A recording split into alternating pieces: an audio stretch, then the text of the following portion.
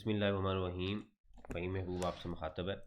आज का जो हमारा टॉपिक है इसमें हमने ये देखना है कि अगर आप कोई गुड्स सेल कर रहे हैं तो हमें नहीं पता कि उसके ऊपर टैक्स चार्ज होता है। ये बेसिकली उन लोगों के लिए वीडियो है जो टैक्स की इंफॉर्मेशन जिससे जो टैक्स के ज़्यादा अवेयर नहीं है, जैसे छोटे जो बिजनेसमैन हैं या इसके अलावा जो दूसरे जो कुछ लोग अकाउंट्स या टैक्स की जो काम कर रहे हैं, लेकिन फिर भी ये चीज़ें क्लियर नहीं हैं कि किस प्रोडक्ट के ऊपर हमने टैक्स चार्ज करना है, सेल टैक्स करना है, इसकी इनवाइस करनी है कि नहीं करनी। तो सम टाइम होता ये है कि आपको एक टास्क दिया दिया जाता है कि आप इस प्रोडक्ट की फिजिबिलिटी बनाएं कि हमने ये प्रोडक्ट सेल करनी है तो क्या इसके ऊपर टैक्स है या नहीं है। तो हमने ये आज इस लेक्चर में हम ये स्टडी करेंगे कि हमें कैसे पता चलेगा कि ये जो प्रोडक्ट है ये टैक्सीबल है या नहीं है। तो ये आपके सामने सबसे पहले जो हमने क्लियर करना है वो ये सीखना है कि जो चीज़ हम सेल कर रहे हैं, जो भी चीज़ है, यानी कि वो टैक्सीबल गुड्स है, हमें कैसे पता चलेगा। तो कानून ने ये क्लियर जो मैंने आपके सामने वर्ड लिखे हैं, गुड्स आर ऑल इंक्लूसिव, इसका मतलब क्या है। आपको पता है कि जो लॉ पढ़ना एक आर्ट है जो मोस्टली लोगों को समझ नहीं आता, क्योंकि थोड़ी सी चीज़ें क्लियर नहीं होती, ताकि जो कुछ उसमें स्पेस अवेलेबल हो कि किसी भी स्टेज पे उस डिसीजन को या उस वर्ड को चैलेंज किया जा सके। तो इसलिए उसको पढ़ना थोड़ा सा एक डिफ़िकल्ट पार्ट होता है।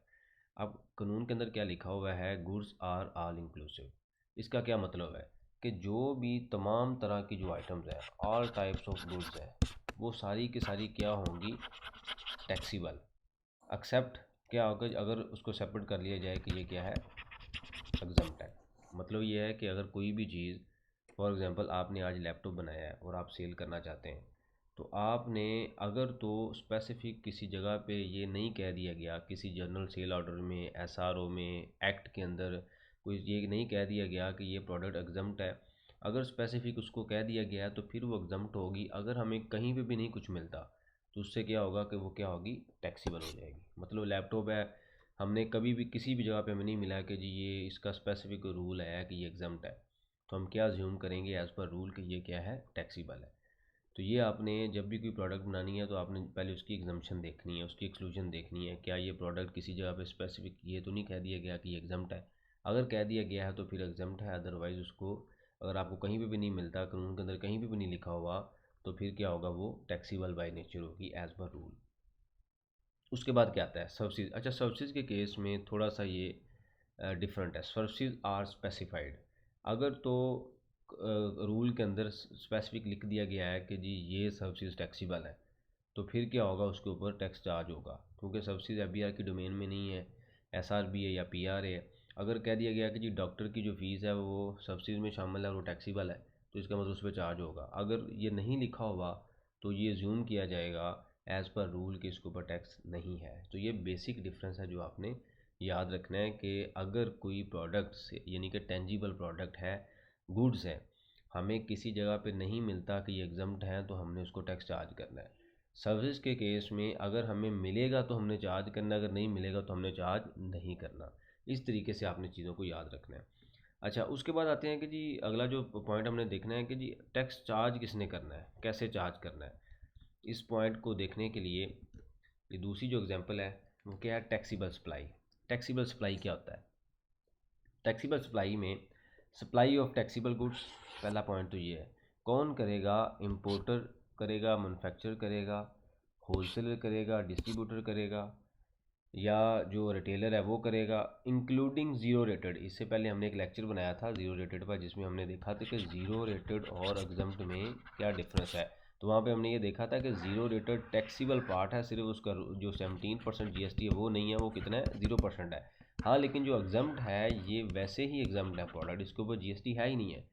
तो क्या पॉइंट है, दोबारा इसको स्टडी करें किस तरीके से इकट्ठा करना है। Taxable supply of goods by importer, manufacturer, wholesaler, distributor, retailer, including zero rated, except exempt. यानी कि जीरो रेटेड भी होगी तो वो क्या होगी, टैक्सीबल सप्लाई होगी। ठीक है, टैक्सीबल सप्लाई की डेफिनेशन भी हमने देखी, और इससे पहले जो अगली जो पिछली इससे जो शीट थी उसमें हमने ये देखा टैक्सीबल गुड्स। ठीक है, टैक्सीबल गुड्स में जब आपने, जैसे हमने देखा कि कोई भी चीज़ है जब आपने बना रहे हैं तो अगर वो स्पेसिफिक नहीं है तो वो क्या है, टैक्सीबल में शामिल की जाएगी। इसी तरीके से अब आता है टैक्सीबल सप्लाई। टैक्सीबल सप्लाई का मतलब क्या है कि गुड्स आइडेंटिफाई करने के बाद अब हमने सप्लाई करनी है, मैंने आपको चीज़ें सेल करनी है। तो क्या होगा कि इम्पोर्टर सेल करे, मैन्युफैक्चरर सेल करे, होलसेलर करे, डिस्ट्रीब्यूटर या रिटेलर इंक्लूडिंग जीरो रेटेड, लेकिन उसमें एग्जाम्प्ट शामिल नहीं है। ठीक है, तो ये एग्जाम्प्ट और जीरो रेटेड का जो लेक्चर है वो आप देखें पहले, इससे पहले अगर नहीं देखा, ताकि आपको बेसिक डिफरेंस क्लियर हो। तो ये दो चीज़ें आपने याद रखिए, कॉमन एग्जाम क्वेश्चन भी है, इंटरव्यू क्वेश्चन भी है, और हमें पता भी होना चाहिए कि कौन सी प्रोडक्ट टैक्सीबल है और टैक्सीबल सप्लाई का क्या मतलब है। मतलब चीज़ें तो हम बेच रहे हैं लेकिन हमें डेफिनेशन का नहीं पता। तो इसको देखने के बाद आप जब चीज़ें प्रैक्टिकली सेल करें तो आप इसको अप्लाई किया करें कि रूल क्या कहता है, क्योंकि इसमें छोटी छोटी चीज़ें होती हैं, सम टाइम हम गलती कर रहे होते हैं लेकिन हमें पता नहीं होता। एट द एंड जाके जब हमें नोटिस वगैरह रिसीव होता है तो फिर पता चलता है कि ये गलती है। इसलिए कुछ बेसिक चीज़ें हैं जो आपको पता होनी चाहिए। थैंक यू वेरी मच, जज़ाकल्लाह।